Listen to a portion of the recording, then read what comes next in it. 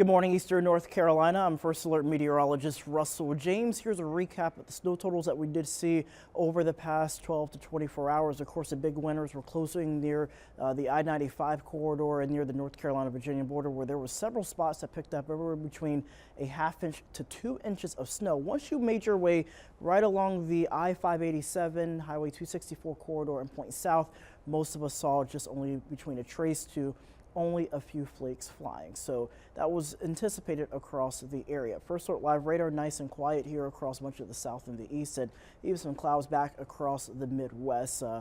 High thin clouds likely on tap for parts of the area. And in the areas that we did see a little bit of frozen precipitation and even some heavy rain yesterday afternoon, there could be some patchy areas of black ice, mostly in the areas shaded in the pink here. So you just want to be extra careful if you're on the roadways, especially the secondary roadways and other spots that tend to freeze over very quickly, bridges, overpasses of that nature. We do have winter weather advisories continuing until noon for the northern tier of our viewing area. Nash, Edgecombe County, Halifax as well included, along with Bertie County. Once you head further south, there are special weather statements active, at least for the next few hours, mentioning the possibility of black ice in a few spots. Now today, heading out the door, you'll definitely need the heavy coat, winter boots, also hat, gloves, ice scraper for points towards the north, sunscreen and sunglasses. We'll see temperatures begin to climb into the high 20s. High 30s later on into the afternoon to near 40 degrees. It will be sunny and cold, north breeze around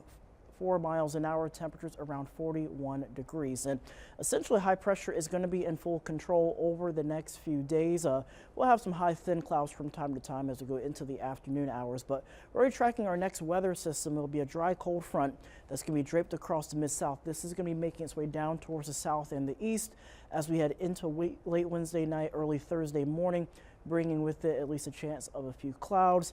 In terms of precipitation with this, it's looking very unlikely as of right now, but there could be at least a slight likelihood of an isolated shower or two heading into the weekend. But the bigger story will be the cold pattern sticking around, as we'll have several waves of colder air coming in from the north and the west, locking in potentially active pattern for the northeast and the central part of the country. But then a nice little surge of cold air really descending all the way from the Great Lakes down essentially across parts of the south and east. And so if some of this cold air nudges a little bit further south, then that will be an issue for parts of our area. But for right now, it looks like we're going to be holding on to temperatures into the 40s and 50s over the coming days.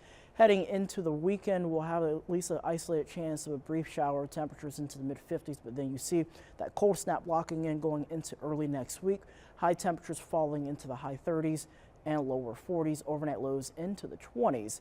Be sure to stay tuned to WITN, WITN.com, and the WITN First Alert weather app for the latest information.